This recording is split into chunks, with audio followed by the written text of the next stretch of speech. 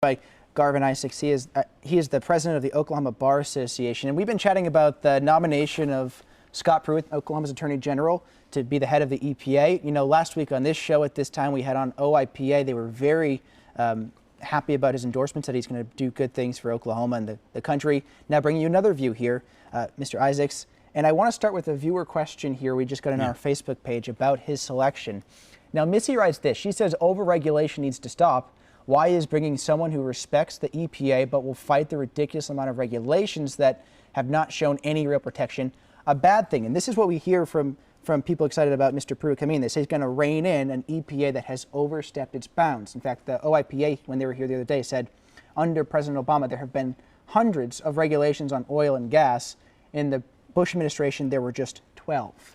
Well, this viewer, and I don't want to in any way offend the viewer, but we have in Oklahoma more earthquakes than any place on the planet. We had over 900 of them over a 3 2 years ago. 2007 we had 2 earthquakes over a 3. Sure. What caused that?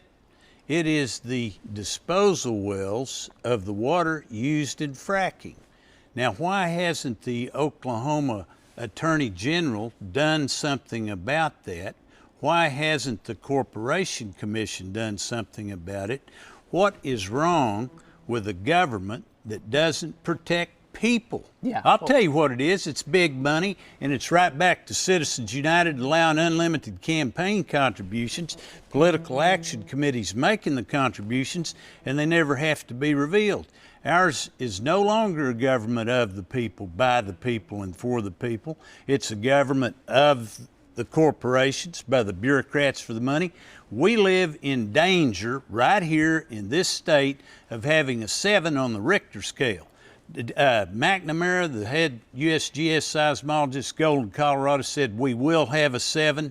The predictions of seismologists are that if we don't stop the injection wells, we will have an earthquake that is a 7 on the Richter scale. If that happens, the underground oil stored in Cushing is going to be the worst environmental disaster in the history of the United States. Now, why hasn't our Attorney General stepped up to the plate and done something about that? It's because his major campaign contributors are Devon Energy. Where else in this whole country does an oil and gas company send letters, drafts of letters, to an Attorney General and say, put them on state letterhead and sign them, and he does it? Sure. That's ridiculous. You need to point out for our audience that Oklahoma Corporation Commission has been reducing disposal well volumes. Well, also some up and down, and we're altogether. Still having earthquakes. You know, we've had 5s this year. And the USGS says even if we stopped all the wells now, it still takes years. It's going to continue because the damage has been done to Mother Earth. Need to get to another question here. I'm sorry. From our viewer. No, you're fine. We appreciate having you on. And Cindy asked this.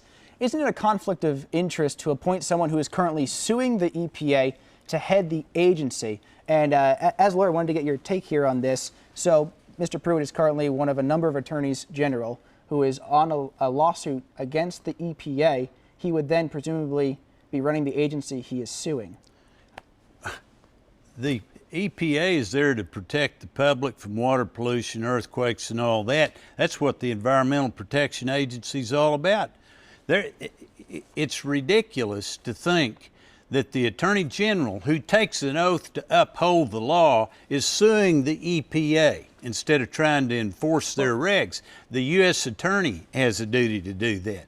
The lawyers at EPA have a duty to do that, and all of us as lawyers have a duty to promote public confidence in the judicial system, the judicial branch of government. We're officers of the court. We've got a duty to stand up for people. Now he is suing for a federal overreach is how they see the thing particularly they're suing about, and saying it should be a state I wonder power, who his expert witnesses will be. They probably come right out of Devon or Continental, who knows. All right, you've made your case forcefully today, and we really appreciate having you on today. Well, I'm ready to cross-examine them, bring them over here. All right, Garvin Isaacs with the Oklahoma Bar Association. Really appreciate your time today.